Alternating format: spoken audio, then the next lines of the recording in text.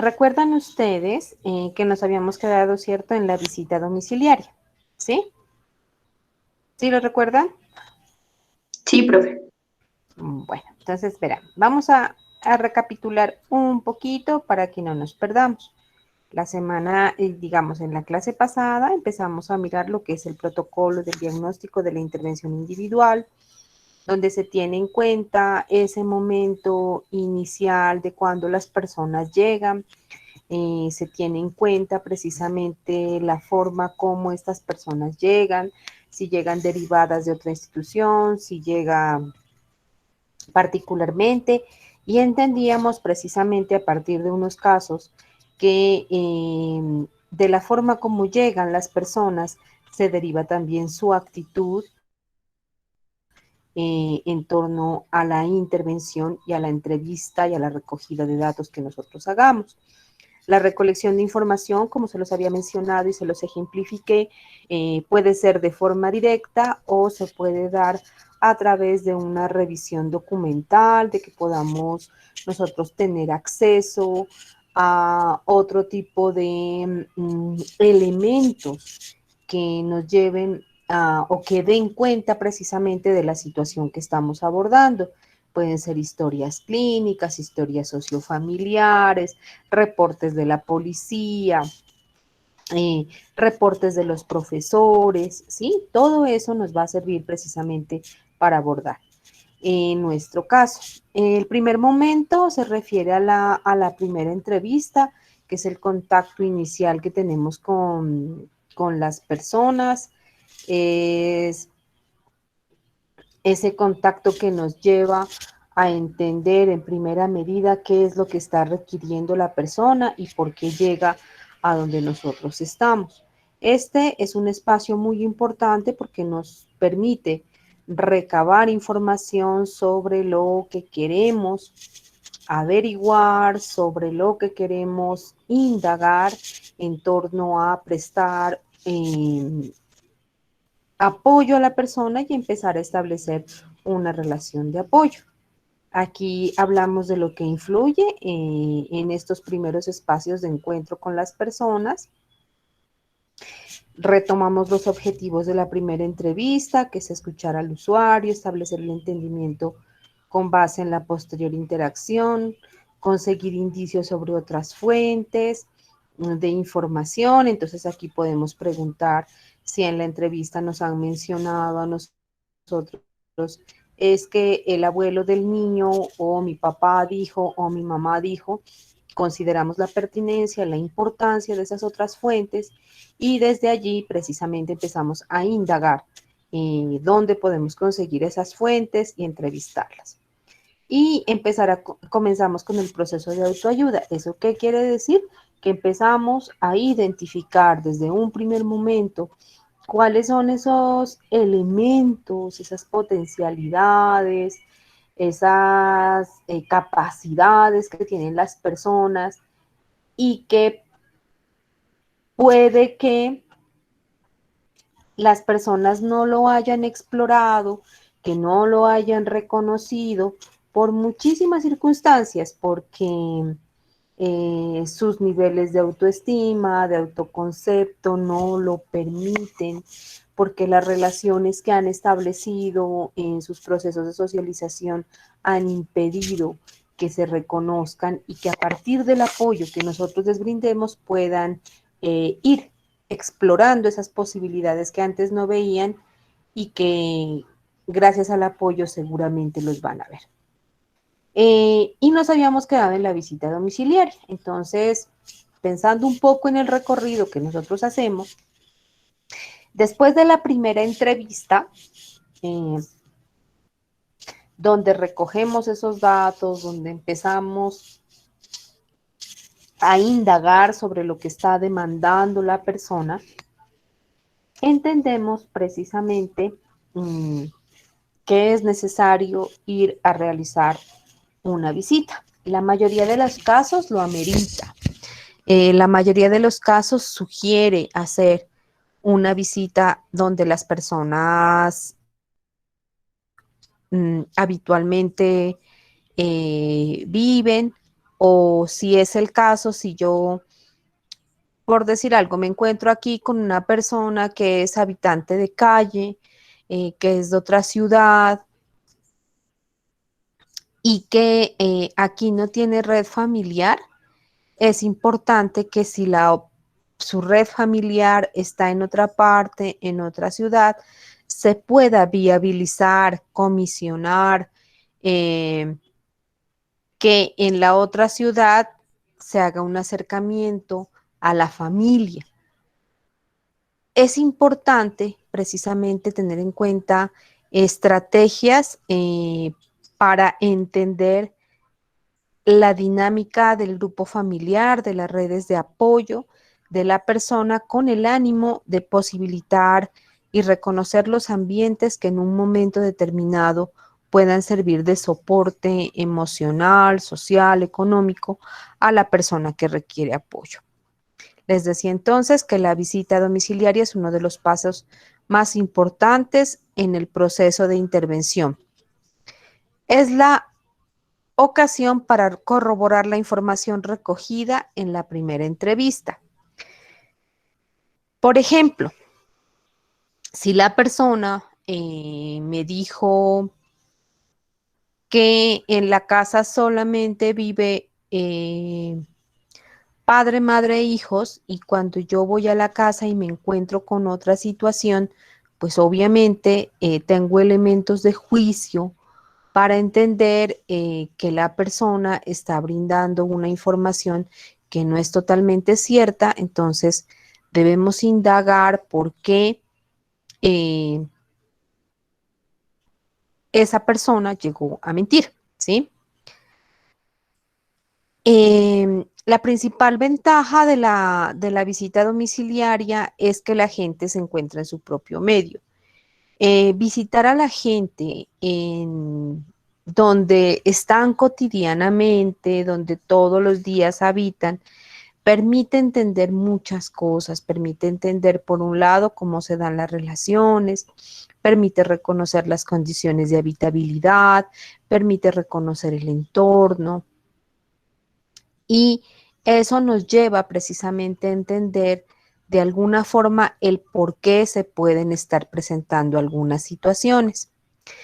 El espacio sirve para recoger más información y corroborar la información recogida. Entonces les decía, en la primera entrevista nosotros estamos recogiendo información. Ya en este segundo espacio nosotros lo que hacemos es empezar a entender a la persona en su contexto, en el espacio donde usualmente se encuentra. ¿Listo? Bueno, ahora sí, les voy a hacer una pregunta y ustedes me van a ayudar precisamente a entender el por qué sí y el por qué no. ¿Ustedes consideran desde su perspectiva que todas las visitas domiciliarias deben ser agendadas con anticipación? ¿Yo acuerdo con la persona en qué momento voy a ir? ¿O nunca le digo, sino que llego de sorpresa? ¿Cuál será la mejor fórmula? Cuéntenme. Profe, llegar de sorpresa, pero siempre y cuando diciéndole al beneficiario que en el transcurso de la semana usted va a ir, para que de esta manera usted encuentre la realidad del asunto que quiere pues encontrar. Ajá, llegar de sorpresa, pero de todas maneras le digo, en esta semana me voy a acercar. ¿Listo? ¿Ok? ¿Cuál es otra posición? Sí, claro, esa sería, profe, porque pues la gente si uno agenda una cita, entonces está preparada y pues no mira la realidad exacta como son las cosas. Ujú. ¿Quién tiene otra posición que dice sí es importante agendar la visita?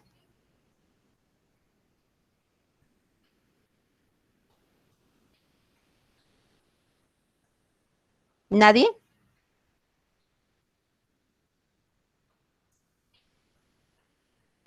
Bueno, agendar o no agendar la visita va a depender del caso, de la relatividad del caso, ¿sí?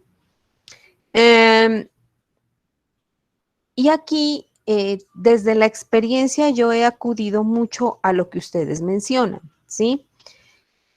En la primera entrevista, cuando las personas llegan, hablan con nosotros, en ese conocimiento del proceso, cuando nosotros les decimos, en este espacio vamos a hacer esto, ¿sí? Lo primero que va a suceder es esta entrevista, después vamos a hacer esto, esto, esto. Empezamos a indagar sobre la cotidianidad de las personas, sobre esas rutinas de las personas, sobre dónde trabajan, qué hacen, ¿sí? Y allí precisamente empezamos a definir cuándo podría ser el momento, ¿sí? Entonces, hay una cosa bien importante y es si la persona me dice, yo trabajo de 8 a 12, de 2 a 6, los sábados estoy en la casa, los domingos también.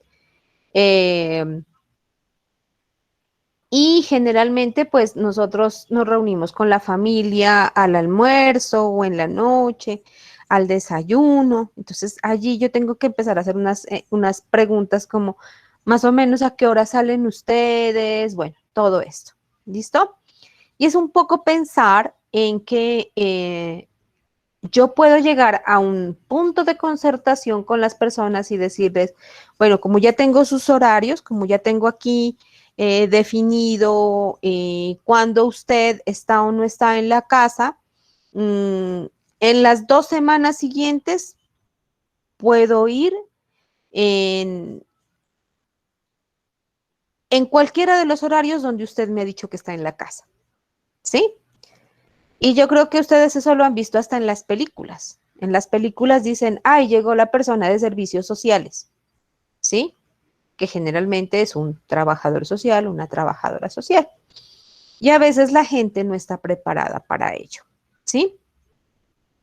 Cuando nosotros agendamos una visita como tal, a veces las personas empiezan como que a tener los ambientes muy, muy preparaditos, si es que nosotros vamos a indagar precisamente sobre el contexto y dependiendo del contexto que encontremos, la medida puede o no ser favorable para la persona, ¿sí? Entonces es importante que entendamos que la pertinencia de informar nos la va a dar la relatividad del caso. Podemos llegar a unos puntos intermedios donde yo no necesariamente agende una cita, pero sí le diga a la persona que establezca dentro de los horarios que tiene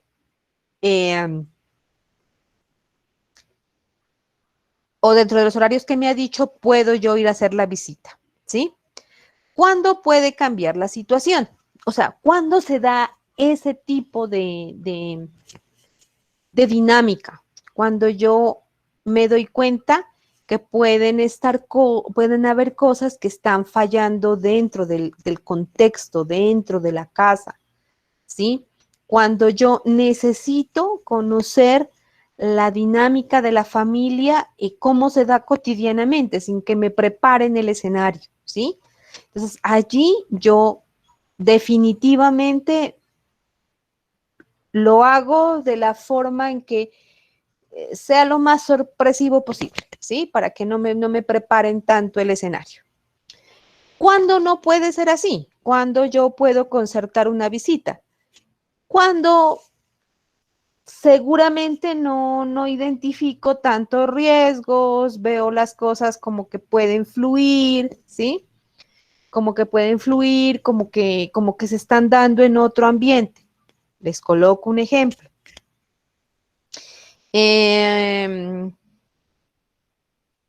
Cuando ustedes tienen que hacer una visita por un proceso de custodia de un niño o una niña, pero que ha sido como muy concertado entre los padres, ¿sí? Donde uno ve posiciones más amigables, donde uno ve que hay disposición tanto de unos como de otros, donde ve que no se está ejerciendo presiones sobre los niños. Allí yo puedo concertar una visita, ¿sí?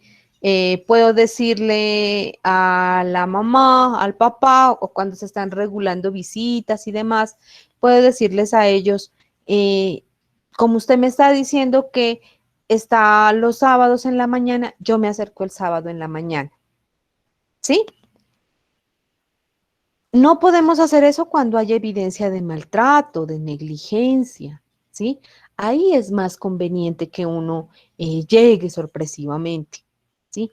Porque eso me permite mirar el medio donde están las personas, en este caso los niños y las niñas, ¿sí? Entonces, es importante que ustedes actúen de acuerdo a la relatividad del caso. Acuérdense siempre de la especificidad, acuérdense siempre de las particularidades. Ahora, si yo tengo que ir donde personas que trabajan en el campo, que viven en una vereda, que usualmente salen a trabajar en la mañana muy temprano, seguramente a esa persona yo sí voy a tener que decirle que el miércoles voy a estar allá, ¿sí? Para que la persona no se vaya a laborar al campo, para que la persona me pueda esperar, ¿sí? Cuando yo hacía visitas para una medida de ICBF que se llama Hogar Gestor, ¿sí? La mayoría de esas visitas eran en el sector rural de varios municipios de acá del departamento. Entonces, a mí sí me tocaba concertar con la persona en qué momento iba a ir precisamente para contar con la persona, para que esas personas estén allí para mirar el medio. Si estoy hablando de niños, niñas, ustedes tienen que ir a una vereda a verificar ciertas situaciones, esas situaciones derivadas de negligencia, de maltrato y demás.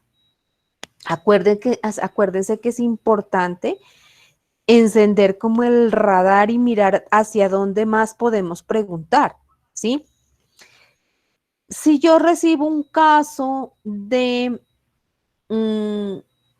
maltrato, estoy hablando de violencia física y psicológica en una niña de 10 años, aparte, y ella vive en una vereda, ¿sí? En el sector rural, está escolarizada.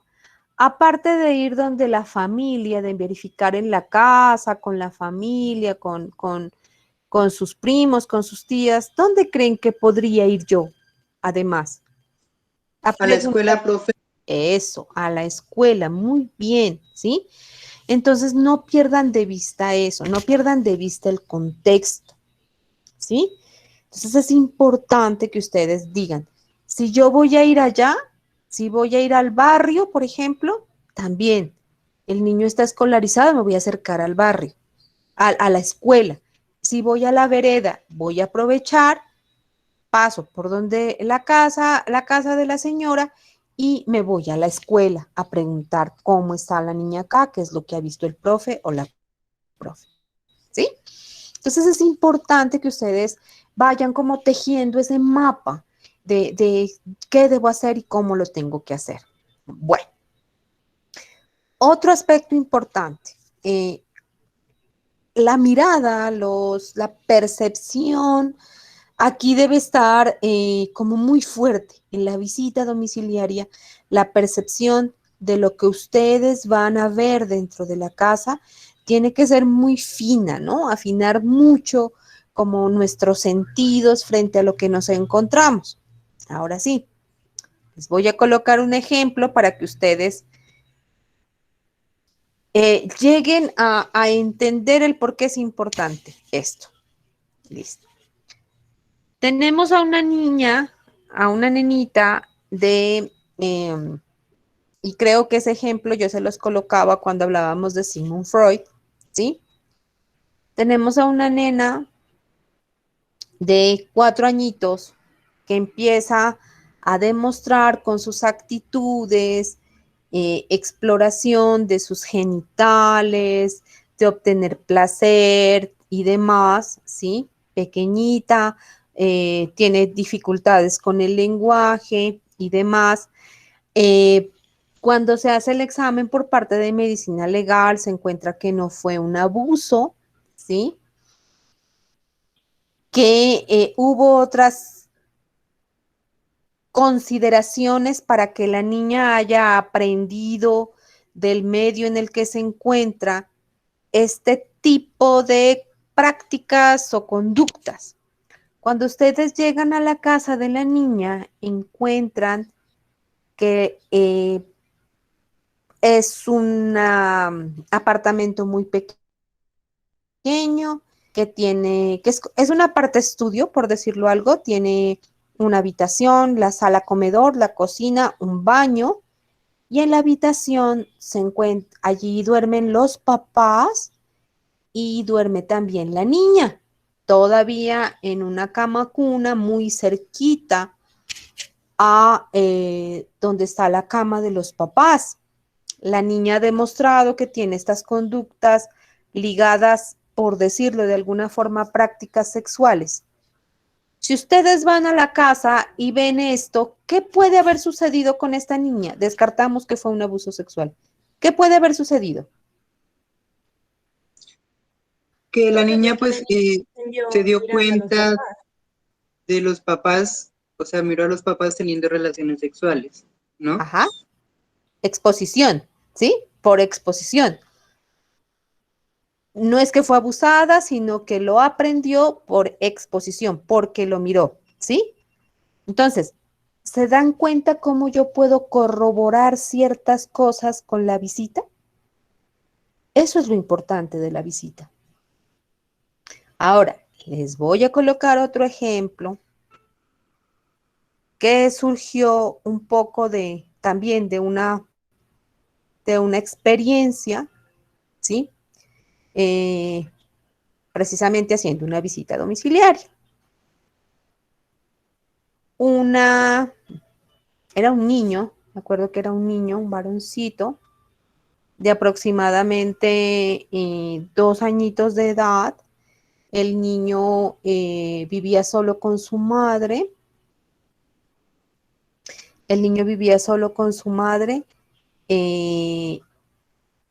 Y él fue reportado por el infantil por presentar vómitos recurrentes y por presentar gastroenteritis. El niño siempre presentaba gastroenteritis, mantenía muy enfermito de su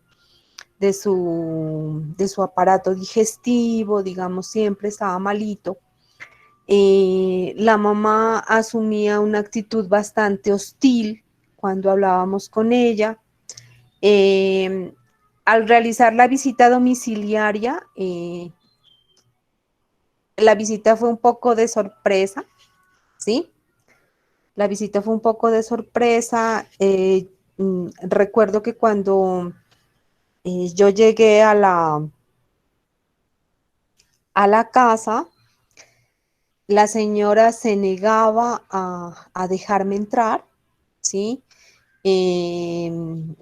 Se paró en la puerta, me dijo que no podía entrar, que en ese momento ya estaba de salida, entonces que no me podía atender. Entonces yo le dije, no me voy a demorar mucho, es un poquito, pero sí necesito que me deje entrar a la casa porque necesito verificar algunas cosas. Cuando yo entré a la casa, revisé un poco las condiciones sanitarias del sitio. La chica, la mamá del bebé, vivía en un cuarto. El cuarto tenía una cocinita y un baño. Las condiciones de aseo eran bastante deficientes y me llamó la atención algo bastante particular, y es que habían varios biberones, teteritos, llenos. Eso me llamó la atención.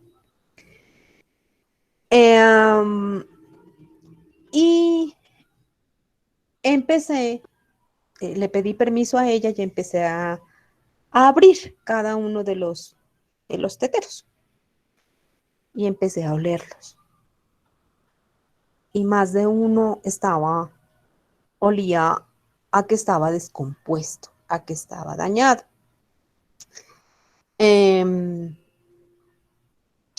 Revisé la ropa del niño, revisé muchas cosas que tenían que ver con el niño, y evidentemente había negligencia, había descuido y demás.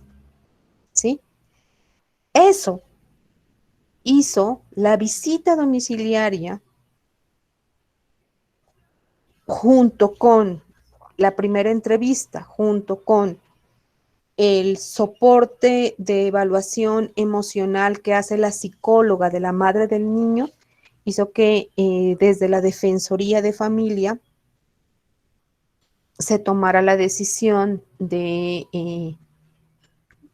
buscar una red familiar para que asuma el cuidado del niño, porque no era posible que la mamá siga asumiendo el cuidado del bebé, porque obviamente era negligente. Nos dimos cuenta que en ocasiones la señora salía los viernes en la noche a divertirse, dejaba al niño solo. Entonces, hubo muchas cosas que se lograron corroborar gracias a la visita domiciliaria. Es importantísimo que ustedes desarrollen un nivel de experticia interesante cuando hacen una visita. Miren cómo están las habitaciones, si hay hacinamiento, miren cómo se da el contexto, cómo se dan las relaciones. Yo, dependiendo del caso, por ejemplo, acostumbraba a llegar muy temprano a la hora de cuando la gente empieza a desayunar. Hubo ocasiones en que yo iba los sábados para ver un poco cómo encontraba como la dinámica de la familia y demás, pensando en que no me tengan ese ambiente preparado, pensando en que las cosas las puedo encontrar de la forma más natural dentro de la cotidianidad de las personas.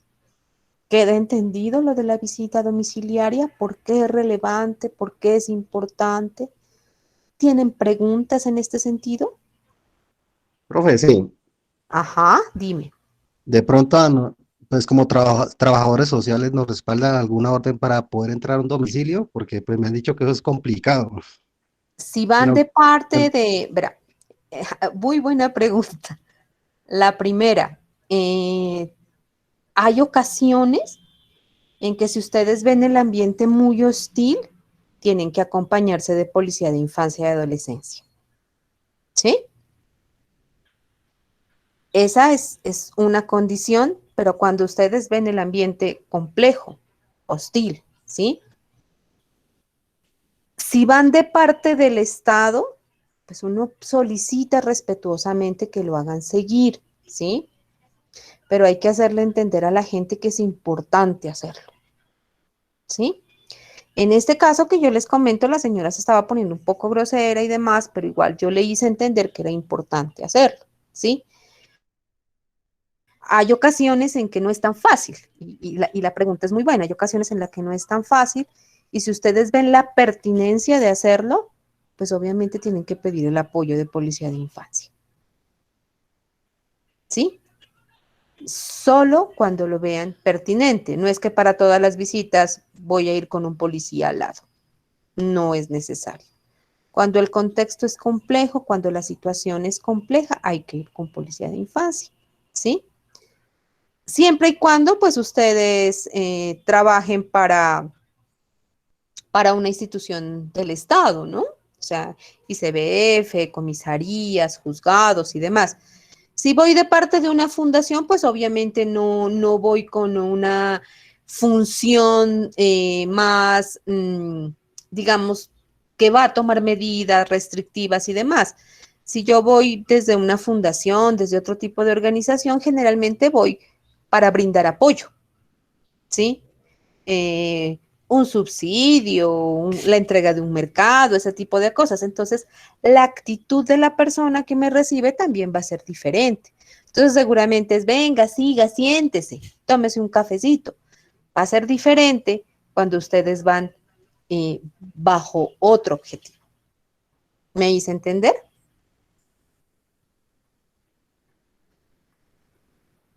¿Sí te respondí? Hola. Sí, feliz. Gracias. Ok, ¿alguna otra pregunta?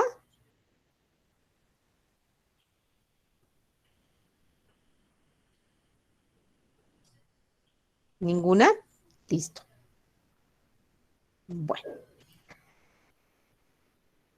Otro espacio es la entrevista de confirmación de datos. Esta entrevista de confirmación de datos no siempre se da, ¿sí? La entrevista de confirmación de datos surte cuando nosotros encontramos alguna información que necesite corroborarse, encontramos falencias en la información que hemos recibido. Entonces, tenemos en cuenta los datos del primer contacto, la visita domiciliaria, los datos recogidos de otras fuentes, con el ánimo de confrontar al usuario respecto a la información suministrada. Entonces, ustedes se acuerdan de la vez pasada del caso de la niña que yo les comentaba, que llegó reportada por el hospital infantil por un cuadro de infección respiratoria. Entonces, en este caso sí era necesaria una entrevista de confirmación de datos, sobre todo con la mamá. Y se hizo. La entrevista de confirmación de datos se realizó con la madre pensando precisamente en esa inadecuada interpretación que ella tenía en relación a lo que se le había dicho. Entonces, ¿se acuerdan que ella después dijo precisamente, es que la doctora del ICBF me dijo que es que si yo me separaba de usted, le dijo al papá, ella me entregaba al niño, a la niña, es que si yo conseguía trabajo, ella me entregaba a la niña, ya no tengo una relación con él, entonces con ella sí hubo la necesidad de hacer una entrevista de confirmación de datos, que no se hace para juzgar, ¿no? No se hace para decirle a la persona, usted es un mentiroso, usted es una mentirosa, sino para entender por qué las personas pueden estar entregándonos información que no sea totalmente cierta. Es muy común hacer entrevistas de confirmación de datos cuando trabajamos en contextos educativos, con jóvenes, cuando los chicos, los adolescentes, los niños te dicen, es que mis papás saben de todo esto. Es que mi abuelita me está apoyando, ¿sí? Y cuando te das cuenta, cuando has hecho todo un recorrido, las visitas, hablaste con la abuelita, hablaste con los papás, y vuelves a hablar con el chico, te das cuenta que hay una serie de información que no es tan válida, que no es tan veraz. Entonces es importante preguntar por qué la persona está incurriendo en este tipo de información falsa, por qué las personas no nos están diciendo totalmente la verdad, ¿sí? Eso es importante hacerlo, ¿para qué? Para conocer por qué alguien nos puede mentir. Entonces, miren,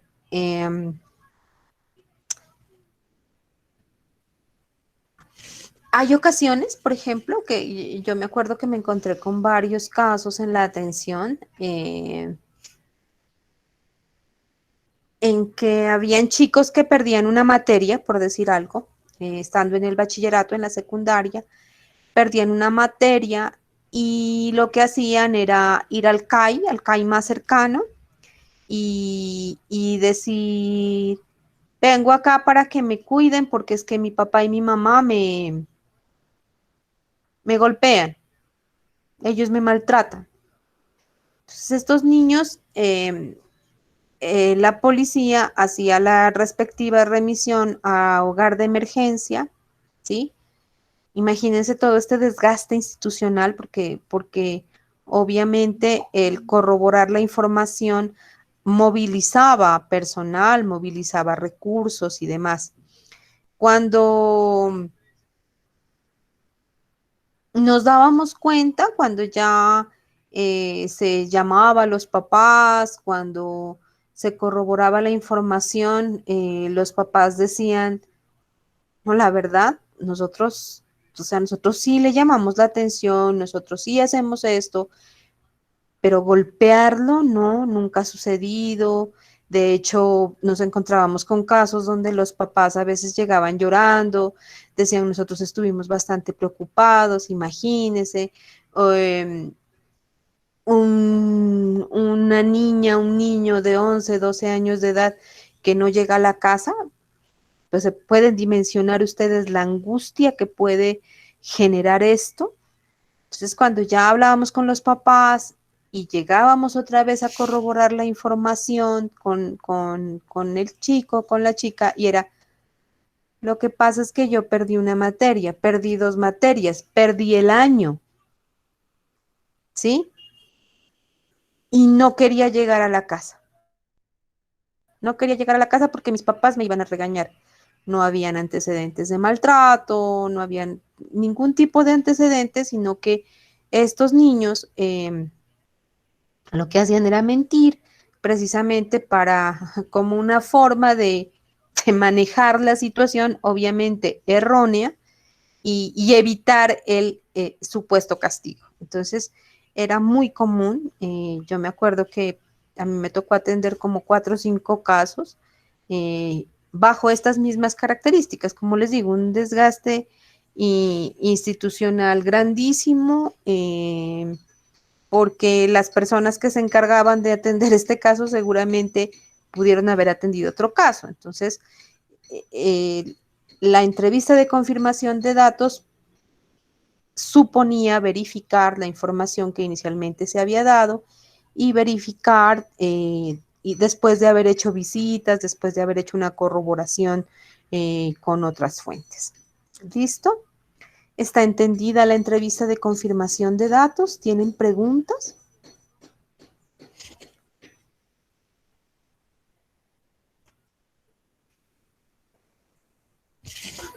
No, profe. Ok, bueno.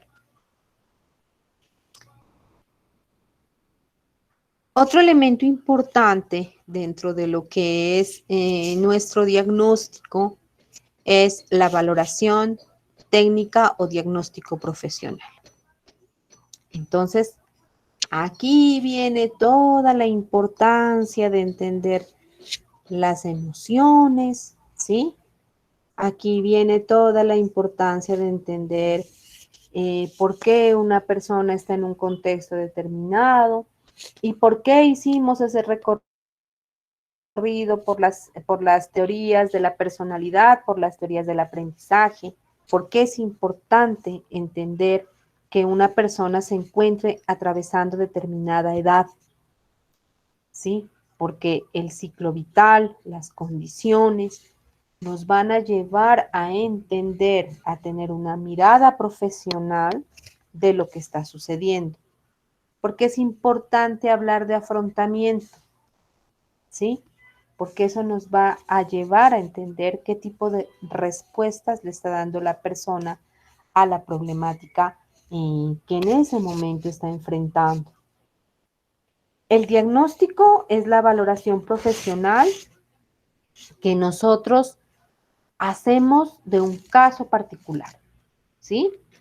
Entonces, este niño, esta niña, esta mujer de tantos años, que residenciada en tal barrio, perteneciente a una familia de tipo nuclear, eso ya lo van a ver ustedes en familia, ¿sí? Se presenta en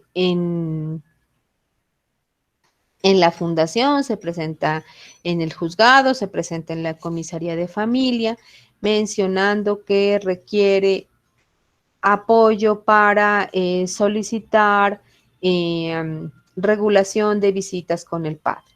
Afirma que desde hace, bueno, ese es nuestro relato, así lo vamos construyendo. Y luego ustedes ya hacen en la indagación van construyendo todas esas vulnerabilidades de tipo social, económico, psicosocial que puede estar enfrentando la persona. Su mirada profesional de lo que a esta persona le está pasando. Ustedes están en el primer método, ¿sí? En individuo.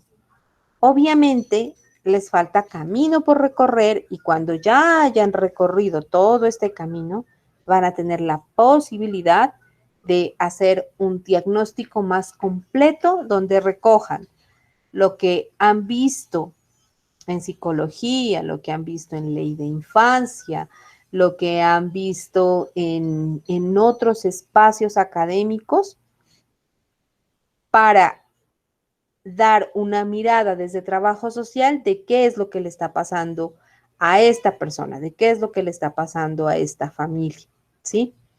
Importante ir enriqueciendo el lenguaje técnico, ¿sí? Para que el informe que ustedes presenten dé cuenta de la formación que ustedes han recibido, ¿sí? Por ejemplo, al final de este curso, y yo ya se los decía, ustedes van a asumir un caso y van a retomar los elementos de individuo apoyados por lo que ven en ley de infancia. Entonces va a ser un caso de restablecimiento de derechos dirigido a un niño o una niña, un adolescente. Entonces, esa es la forma como se construye un diagnóstico.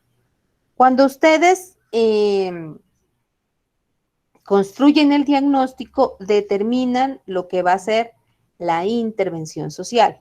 Entonces, nosotros construimos lo que es un plan de intervención, que esa es la última parte que nosotros retomamos dentro de una historia, ¿sí? El plan de intervención y ese plan de intervención determina las cosas que yo, como trabajador social, como trabajadora social, voy a hacer directamente, voy a intervenir directamente. Entonces, voy a hacer visita domiciliaria, voy a revisar documentalmente la historia de este niño, de esta niña, de esta señora, voy a entrevistar al padre, voy a entrevistar a otras personas, las cosas que yo hago directamente. Y en el plan de intervención también van las cosas que yo no voy a hacer, pero que son necesarias para que esta situación se vaya superando poco a poco. Entonces, remisión a psicología, remisión a medicina legal. Esto va en clave y va formulado como una actividad. No va formulado como un objetivo, sino que va formulado como una actividad. Y ya lo veremos específicamente cuando lleguemos a esta parte, ¿sí?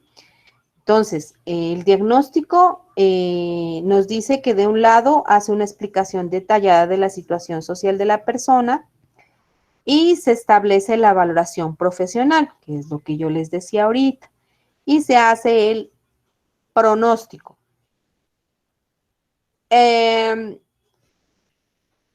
Si yo tengo a un familiar en el hospital que enfrentó un accidente automovilístico, está inconsciente y sale el médico y les dice, en este momento el pronóstico es reservado, ¿qué piensa la familia?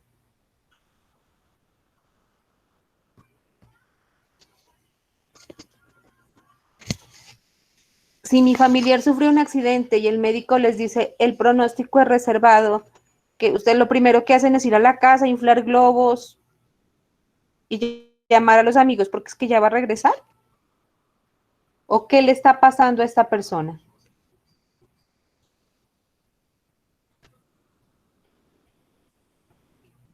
No, ¿No han profe, pues que escuchado? está en una condición Ajá, delicada, ¿no?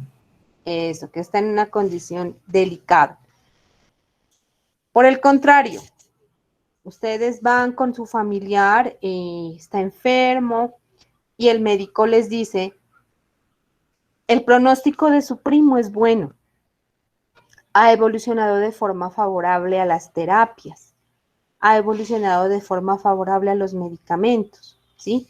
Entonces, el pronóstico está relacionado precisamente con eso que nosotros preveemos que va a suceder si se da la intervención y si no se da la intervención, ¿sí?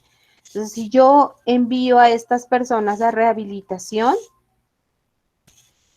seguramente estas personas van a mejorar y su vida, su condición de bienestar también va a cambiar, ¿sí? Pero si estas personas no entran a rehabilitación, seguramente la situación no va a ser la mejor para ellos, ¿sí? Entonces el pronóstico va en esa lógica, en tratar de alguna forma de medir qué es lo que va a pasar si se interviene o si no se interviene, ¿sí? ¿Está entendido?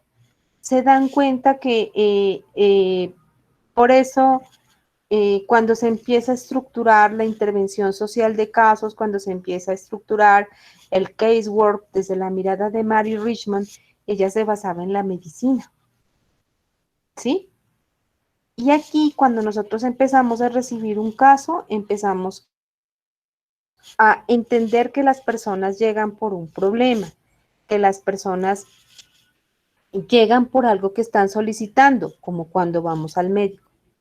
Me duele la cabeza, me duele la espalda, en las noches no puedo respirar, una necesidad. De la misma forma, nosotros colocamos el motivo por el cual las personas llegan, acuden a la institución, acuden a la organización donde yo trabajo. Recogemos datos, hacemos un diagnóstico un poco parecido a lo que hacen los médicos, ¿ven? Y luego determinamos un plan de intervención. Entonces, para nosotros eso es un plan de intervención. Para los médicos, el plan de intervención es, vamos a hacer una cosa, usted se va a tomar en este momento estas pastillas, pero es necesario también que se haga tomar estos exámenes, ¿sí? Es necesario que se haga tomar estos exámenes para darnos cuenta si el colesterol está alto y demás. Y vuelva otra vez. Pero también le voy a hacer una remisión a, ¿sí? El médico interviene de forma directa y también lo hace indirectamente. ¿Está entendido?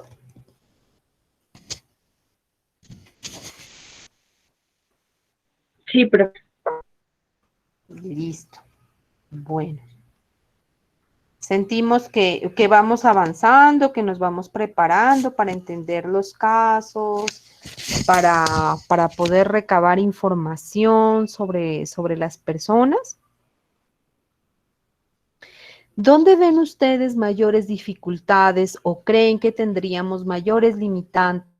Los trabajadores sociales tienen mayores limitantes en términos de la entrevista, de la visita, del diagnóstico, del plan de intervención, de la entrevista de corroborar la información. ¿Dónde creen ustedes o dónde ven ustedes que tendrían más limitantes? Cuenten. ¿O no? Ajá, Catherine.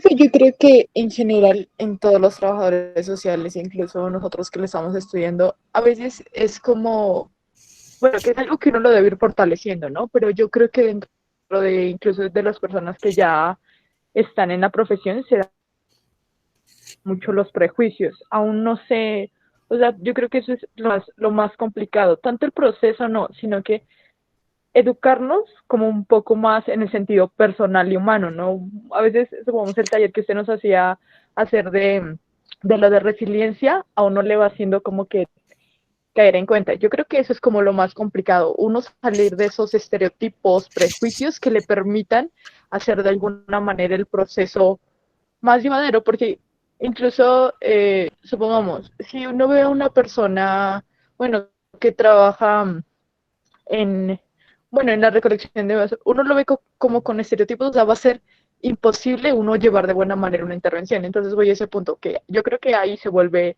como difícil. Claro que sí, muy bien, Catherine. Es bien importante lo que tú dices, ¿no? La moral y la ética, ¿sí? Que nos guía, tienen que ir precisamente en la lógica del no juzgamiento desde nuestros imaginarios, desde lo que nosotros hemos construido. Y eso es importante. Lo otro que es importante y que va un poco también en la misma lógica es que las intervenciones tampoco les causen daño a ustedes. Eso es algo complejo, que las frustraciones a las que nos puede llevar el que un caso no se dé de la forma como nosotros queríamos que se dé, eh, eh, es necesario que ustedes lo vayan asumiendo de una forma que no les cause o que no les impacte de forma negativa, ¿sí? Si ustedes a mí me preguntan, y siempre se los he dicho, es en la vida profesional uno siempre va a tener frustraciones en relación a un caso, ¿sí? Entonces, si van a trabajar en espacios de restablecimiento de derechos de niñas, de niños y niñas, entonces, ay, ¿por qué le siguieron entregando la custodia a esta persona si nosotros sabíamos que eso no era así? ¿Sí? Si trabajan en casos de violencia intrafamiliar, de violencia basada en género, y ven a la señora que ustedes atendieron, que la guiaron, que le enseñaron rutas y demás, que volvió con el agresor y que después se enteraron que desafortunadamente ya murió bajo una agresión, pues eso empieza a golpear y a impactar fuerte en la vida personal. Entonces, es en doble vía, ¿sí? En no estigmatizar, liberarnos de imaginarios y demás con el ánimo de hacer muy neutral la intervención, que como dice Catherine, es algo que nosotros vamos construyendo. ¿Sí? Eso no se logra en el primer año, la verdad. Y no se logra cuando recién salimos, Profe, lo mismo que la experticia. Ajá, dime. profe, otra cuestión también es la autorreferencia, ¿no? Que ciertas personas hacen hacia los casos. Eh, Entendiendo autorreferencia como que, bueno, yo viví en mi situación personal, mi cuestión de vida, e intento también reflejarlo en la situación de los otros. Eso también es complicado. Sí, sí, más adelante lo vamos a ver, digamos, cuando ya hagamos un ejercicio de intervención, cuando veamos, cuando ahondemos en lo que es terapia narrativa y demás, y va en la lógica de no hacer intervenciones anecdóticas, ¿no? Entonces, es que a mí también me pasó lo mismo y yo hice esto, ¿sí? La autorreferencia no va en la lógica de una intervención con un corte más científico, ¿no? Más riguroso, que es lo que nosotros sí tenemos que hacer. ¿Alguien más en relación a esto? ¿A qué le ven ustedes como mayor complejidad cuando hablamos de construir nuestro diagnóstico y construir nuestra intervención?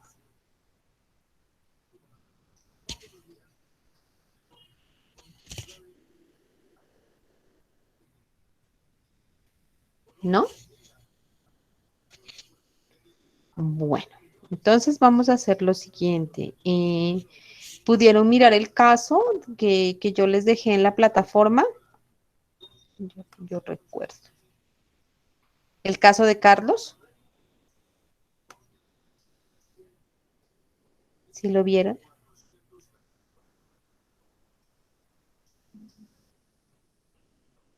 Sí, profe. Yo sí. Bueno, Catherine sí lo vio. ¿Los demás lo vieron, el caso de Carlos? Sí, profe.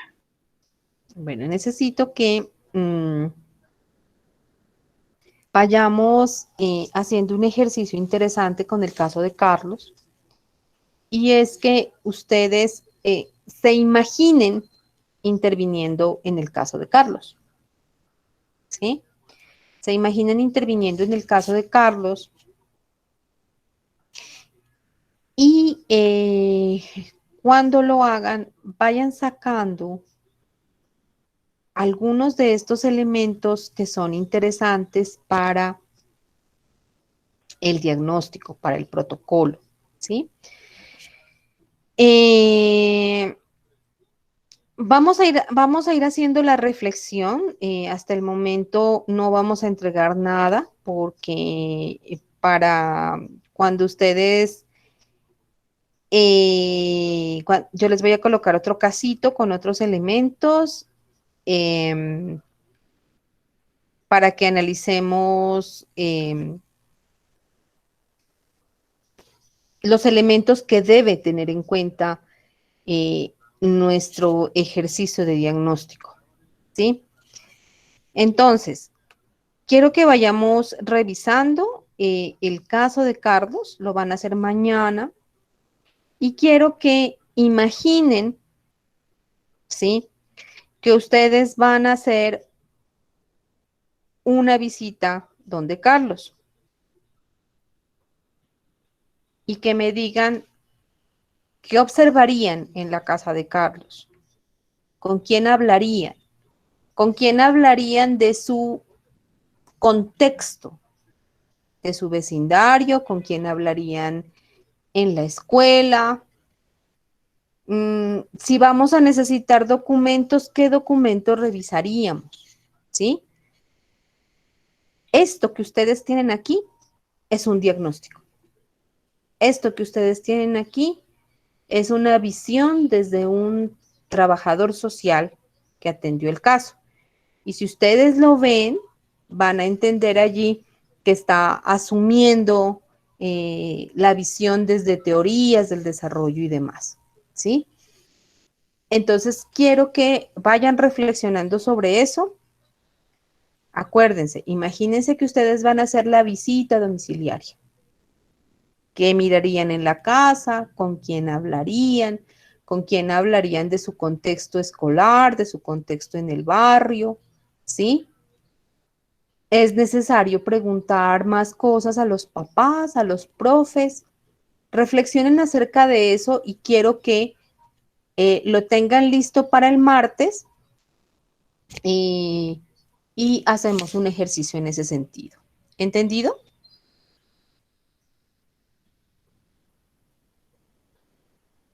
Sí, profe. Vale, profe. Sí, profe.